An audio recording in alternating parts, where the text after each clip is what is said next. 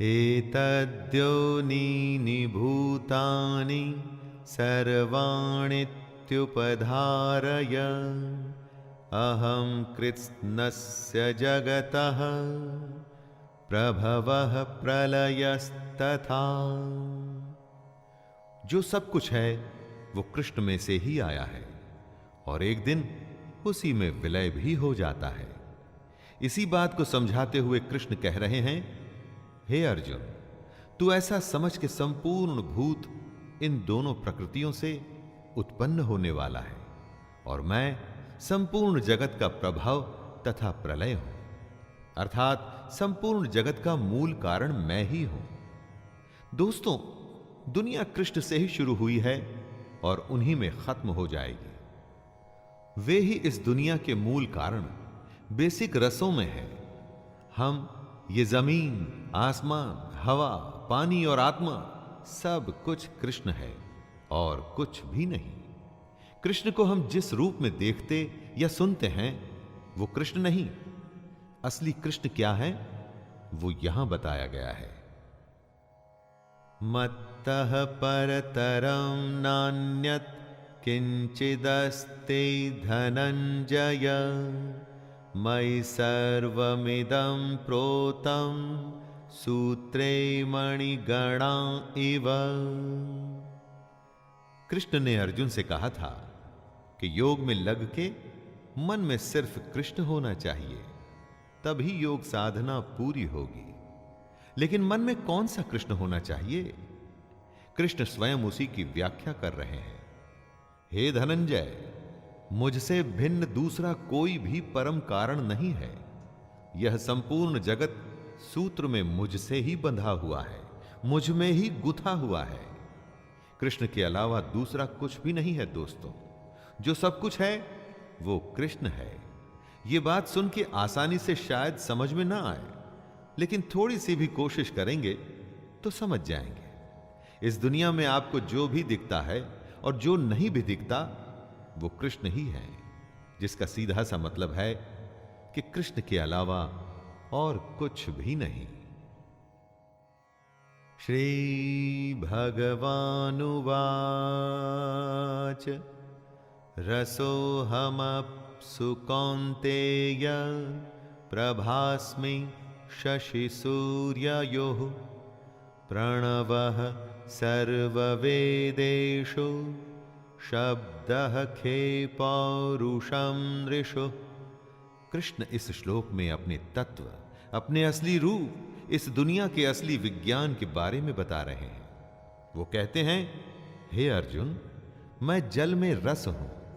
किसी भी द्रव्यशील वस्तु का सार उसका रस होता है। दुनिया में जितना भी गीलापन है, कृष्ण उसमें रस है। चंद्रमा और सूर्य में कृष्ण प्रकाश है। चंद्रमा और सूर्य से अगर उनका प्रकाश छीन लेंगे तो क्या बचेगा? कुछ भी नहीं। यही प्रकाश कृष्ण है। संपूर्ण वेदों में ओंकार भी मैं ही हूं। वेद तो बड़े हैं, बहुत बड़े हैं। पूरे वेदों में से अगर एक चीज निकालनी हो तो वो क्या है? ओम। ये ओंकार ही कृष्ण है। आकाश में कृष्ण शब्द है। शब्द वो होता है जो स्पेस में गुंजायमान होता है दोस्तों, और वही कृष्ण है। और पुरुषों में कृष्ण उनका पुरुषत्व है। पुण्यो गंधः पृथिव्यां च तेजश्चास्मि विभावसौ जीवनं सर्वभूतेषु तपश्चास्मि तपस्विषु। जिस भी वस्तु में जो पवित्र है, जो भी किसी वस्तु की विशेषता है, वो कृष्ण है। वो कहते हैं कि मैं पृथ्वी में पवित्र गंध हूं, यानी कि सुगंध रूप कृष्ण में ही ये पृथ्वी पिरोई हुई है। अग्नि में मैं तेज हूं। आग में सब जल करके राख हो जाता है। आग के पास जाने पर जो हमें जलाता है वो उसका तेज होता है, और यही तेज कृष्ण है। संपूर्ण भूतों में उनका जीवन है। जितने प्राणी हम देखते हैं, इंसान, जानवर, पेड़ पौधे, बैक्टीरिया या कुछ भी, उनमें जो जीवन है वो कृष्ण ही है। और तपस्वियों में वो तप है, तपस्वियों का तप उसकी सबसे बड़ी शक्ति होती है दोस्तों, और वो तप कृष्ण ही है। बीजं मां सर्वभूतानां विद्धि पार्थ सनातनं, बुद्धिर्बुद्धिमतामस्मि तेजस्तेजस्विनामहम्। कृष्ण अपने असली रूप की एक एक परत धीरे धीरे खोल रहे हैं। वे आगे कहते हैं, हे अर्जुन, तू संपूर्ण भूतों का सनातन बीज मुझको ही जान ले।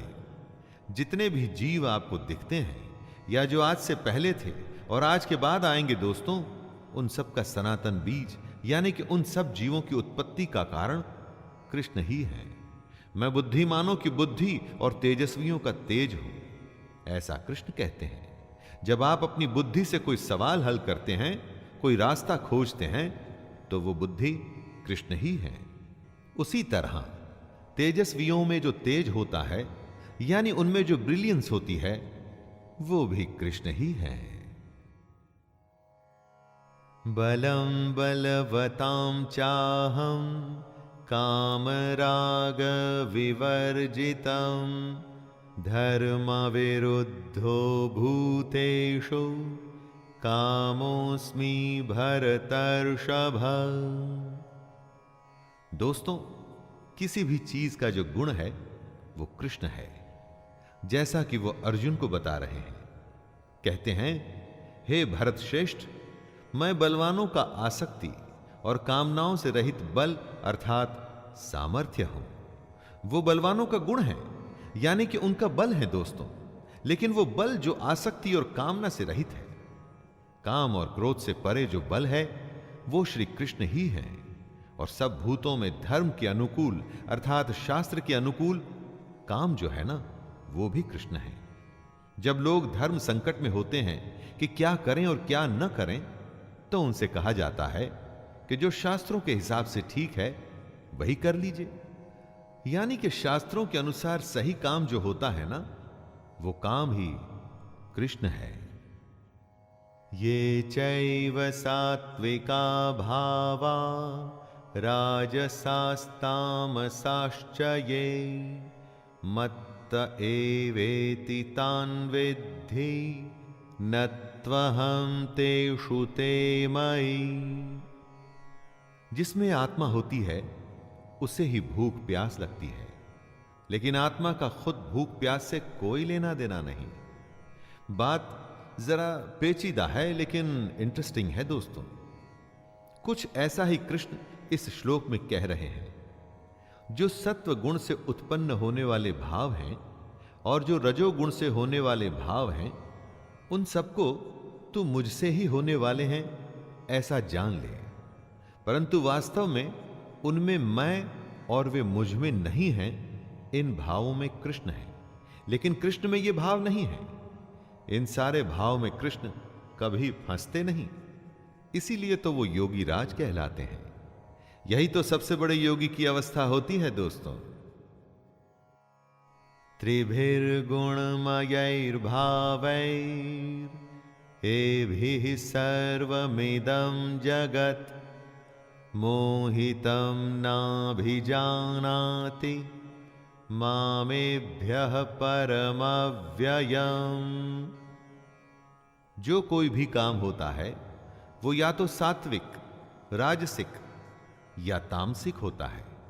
इन्हीं तीनों प्रकृतियों से, इन्हीं तीनों गुणों से ही ये सारी दुनिया मोहित होती है। लेकिन जो इन तीन गुणों से परे है वो है कृष्ण। इस कृष्ण को कोई नहीं जानता। हम में, हमारे काम में जब तक सात्विक, राजसिक और तामसिक जैसे गुणों का अंश भर भी मौजूद रहेगा, तब तक हम कृष्ण के असली स्वरूप को पहचान नहीं पाएंगे। जहां ये तीन गुण खत्म होते हैं, वहीं से कृष्ण शुरू होते हैं। इन्हीं तीनों प्रकृतियों की वजह से हम में आसक्ति और कामना होती है। और अगर यही प्रकृति रही तो फिर हमें कृष्ण कैसे प्राप्त होंगे? दैवी हेषा गुणमयी मम माया दुरत्यया मामेव ये प्रपद्यन्ते मायामेतां तरन्ति ते। सात्विक, राजसिक और तामसिक जैसे 3 गुणों में ही सारी दुनिया फंस के रह जाती है। वो कृष्ण के असली स्वरूप को कभी पहचान नहीं पाती, और वो इसलिए क्योंकि ये तीनों मिलके ही माया बनाते हैं। और माया से कौन बच पाया है? माया तो महा ठगनी होती है दोस्तों। लेकिन जो पुरुष केवल कृष्ण को ही निरंतर भजते हैं, वे इस माया को उल्लंघन कर जाते हैं, अर्थात संसार से तर जाते हैं। इस माया के चक्कर से कोई नहीं बच पाया है, सिवाय उनके जो हमेशा कृष्ण को अपने मन में रखते हैं। ऐसा ही करने को कृष्ण अर्जुन से और हम सबसे कह रहे हैं। न मां दुष्कृतिनो मूढ़ाः प्रपद्यन्ते नराधमाः माययापहृतज्ञाना आसुरं भावमाश्रिताः। ऐसे कौन लोग हैं जो कृष्ण को नहीं भजते? तो आइए सुनते हैं, स्वयं कृष्ण बता रहे हैं कि माया द्वारा जिनका ज्ञान हरा जा चुका है, ऐसे असुर स्वभाव को धारण किए हुए मनुष्यों में नीच दूषित कर्म करने वाले मूढ़ लोग मुझको नहीं भजते। घमंड करने वाले जो खुद को ही कर्ता मानते हैं, जिनमें असुर स्वभाव है, जो छोटी बातें या हरकतें करते हैं और दूषित कर्म यानी कि करप्ट काम करते हैं ना दोस्तों, ऐसे लोग कृष्ण को नहीं भजते। क्या आप कृष्ण को भजते हैं? उनके कहे निष्काम कर्म को करते हैं? उनके कहे अनुसार योग की साधना करने का प्रयास करते हैं? अगर नहीं करते तो आपको अपने बारे में सोचना पड़ेगा। चतुर्विधा भजन्ते मां जनाः सुकृतिनोऽर्जुन आर्तो जिज्ञासुरर्थार्थी ज्ञानी च भरतर्षभ। यहां कृष्ण उनका वर्णन कर रहे हैं जो उनको भजते हैं। 4 तरह के लोग होते हैं जो कृष्ण को अपने मन में रखते हैं। सबसे पहले उत्तम कर्म करने वाले अर्थार्थी, यानी कि सांसारिक पदार्थों के लिए भजने वाले, जिसे दुनिया की चीजों से लगाव है, धन से जुड़ी चीजें जिसे चाहिए, वो है दूसरा यानी आर्त। जो अपने दुख से बचना चाहता है, वो है तीसरा जिज्ञासु, कृष्ण को यथार्थ रूप से जानने की इच्छा रखने वाला। और चौथा होता है ज्ञानी, जो कृष्ण को भजता है। अगर आप कृष्ण को भजते हैं तो देखिए कि इनमें से कौन सी श्रेणी में आप आते हैं। तेषां ज्ञानी नित्ययुक्त एक भक्तिर्विशिष्यते प्रियो हि ज्ञानिनोत्यर्थम् अहं स च मम प्रियः। भजने वाले तो बहुत हैं, लेकिन उनमें श्री कृष्ण को पसंद कौन है? कृष्ण कहते हैं, हे अर्जुन, मुझ में एक ही भाव से स्थित अनन्य प्रेम भक्ति वाला ज्ञानी भक्त अति उत्तम है, क्योंकि मुझको तत्व से जानने वाले ज्ञानी को मैं अत्यंत प्रिय हूं और वह ज्ञानी मुझे अत्यंत प्रिय है। कृष्ण वजह भी बता रहे हैं, क्योंकि ज्ञानी उनके तत्व रूप को जानने की कोशिश करता है दोस्तों, इसीलिए वो कृष्ण को अत्यंत प्रिय है। सिर्फ नाम के लिए, स्वार्थ के लिए या अपने दुख से बचने के लिए अगर आप कृष्ण को भजेंगे तो कृष्ण को आप प्रिय कभी भी नहीं होंगे। उदारः सर्व एवैते ज्ञानी त्वात्मैव मे मतम् आस्थितः स हि युक्तात्मा मामेवान्नुत्तमां गतिम्। कृष्ण ने अपने भक्तों को 4 प्रकार की श्रेणी में रखा और इन चारों को कृष्ण उदार बताते हैं। कृष्ण क्यों इन सबको उदार बता रहे हैं? कृष्ण को भजकर क्या वो उन पर कोई एहसान कर रहे हैं? नहीं, वो स्वयं पर एहसान कर रहे हैं। कम से कम वो कोशिश तो कर रहे हैं कृष्ण तक पहुंचने की। लेकिन इनमें से कृष्ण तक पहुंचता सिर्फ ज्ञानी है। उसके लिए वो कहते हैं कि ज्ञानी साक्षात मेरा ही स्वरूप है, क्योंकि वो मन बुद्धि वाला ज्ञानी भक्त मुझ में ही अच्छी प्रकार स्थित है। जो ज्ञानी होता है वो मन और बुद्धि दोनों से कृष्ण को अपने अंदर बसा लेता है। किसी स्वार्थवश वो उसको नहीं भजता। वो कृष्ण का तत्व जानना चाहता है, इसीलिए उसे भजता है। बहूनां जन्मनामन्ते ज्ञानवान् मां प्रपद्यते वासुदेवः सर्वमिति स महात्मा सुदुर्लभः। कृष्ण का तत्व ज्ञान क्या एक जन्म में ही मिल जाता है? अरे कई जन्म लग जाते हैं उसके स्वरूप को, उसकी सच्चाई को समझने में। और बहुत जन्मों के अंत में जिस पुरुष को यह तत्व ज्ञान प्राप्त हो जाता है, उसको कृष्ण महात्मा बताते हैं और कहते हैं कि वो अत्यंत दुर्लभ है। एक जन्म में अगर आप कृष्ण को समझने की कोशिश करें दोस्तों, और अगर वो समझ नहीं आया, तो यह सिलसिला अगले जन्म में भी चलता है और अगले जन्म में भी। जो लगातार निरंतर अपनी कोशिश जारी रखता है, वही सफल होता है कृष्ण को समझने में। सोचिए वो कितना दुर्लभ होगा दोस्तों। कामैस्तैस्तैर्हृतज्ञानाः प्रपद्यन्तेऽन्यदेवताः तं तं नियममास्थाय प्रकृत्या नियताः स्वया।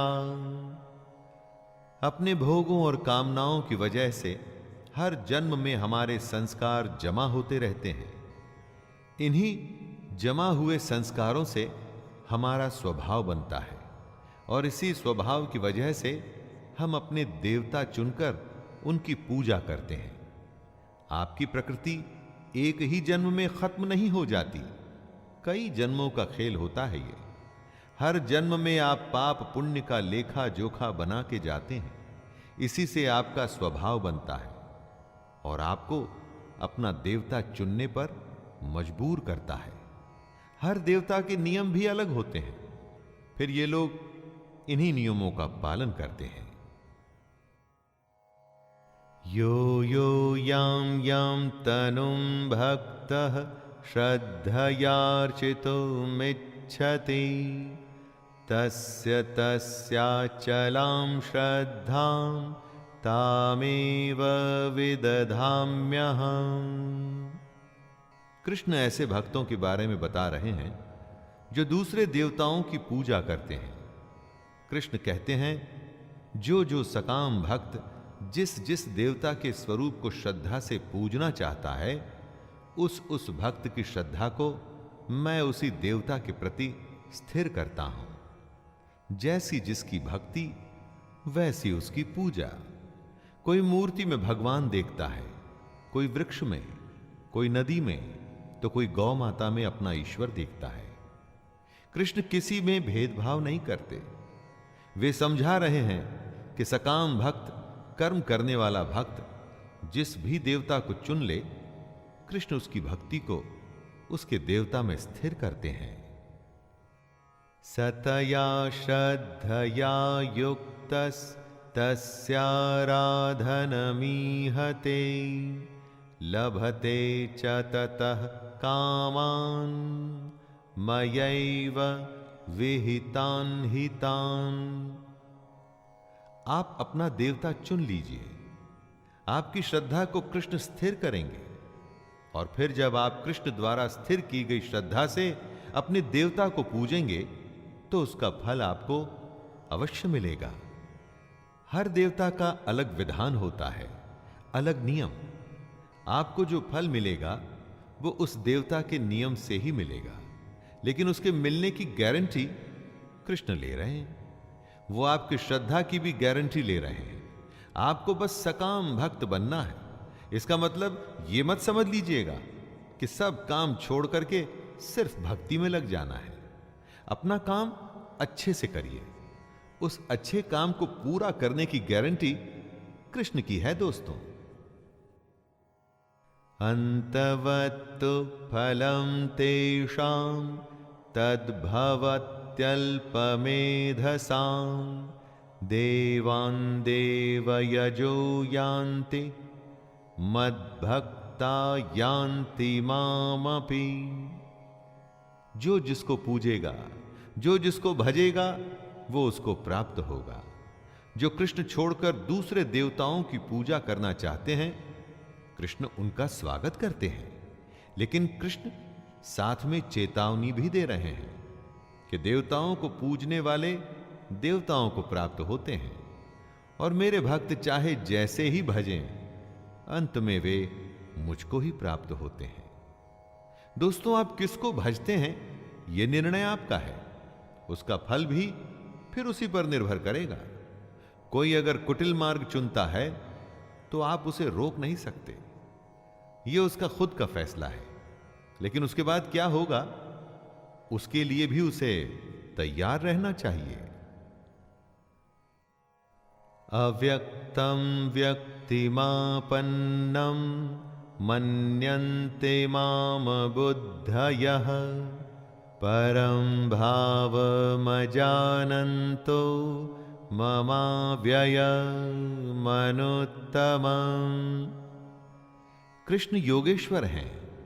महाभारत के समय वो शरीरधारी योगी थे। समझदार लोग कृष्ण के अव्यक्त रूप को समझने की कोशिश करते हैं, लेकिन बुद्धिहीन पुरुष उनको मनुष्य मानते हैं। इस श्लोक में कृष्ण इन दोनों के बीच का फर्क बता रहे हैं। दोस्तों, कृष्ण को मनुष्य मानने की गलती मत करिएगा, क्योंकि अगर आप ऐसा करेंगे तो अपना समय और जीवन जाया करेंगे।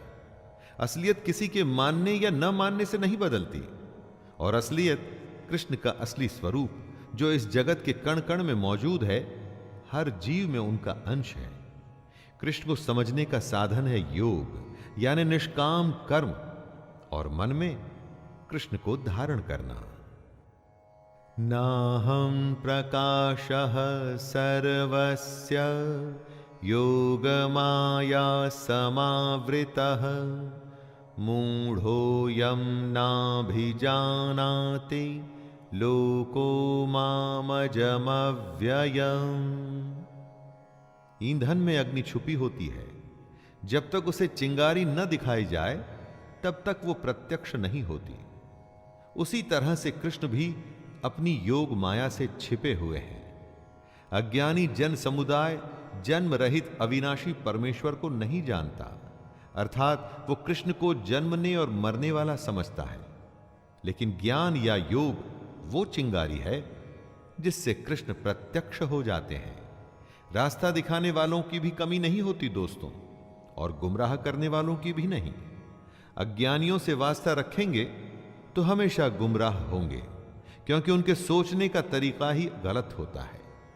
इसी गलत तरीके के बारे में कृष्ण ने इस श्लोक में बताया है। वेदाहं समतीतानि वर्तमानानि चार्जुन भविष्याणि च भूतानि मां तु वेद न कश्चन। जिस दुनिया में हम हैं वो कई जन्मों का खेल है। हम पहले भी थे और आगे भी रहेंगे। इस बारे में कृष्ण कहते हैं, अर्जुन, बीते हुए समय में, वर्तमान में और आगे होने वाले सब समय को मैं जानता हूं, परंतु मुझको कोई भी श्रद्धा भक्ति रहित पुरुष नहीं जानता।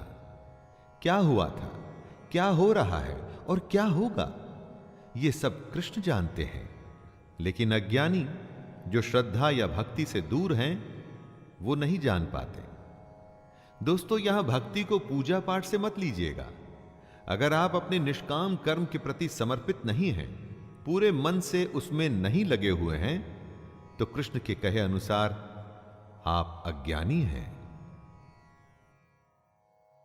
इच्छा द्वेष समुत्थेन द्वन्द्वमोहेन भारत सर्वभूतानि सम्मोहं सर्गे यान्ति परन्तप। ऐसी क्या वजह है कि कोई भी कृष्ण के असली स्वरूप को जान नहीं पाता? वो इसलिए कि हम में से हर किसी में इच्छा और द्वेष से उत्पन्न मोह मौजूद है।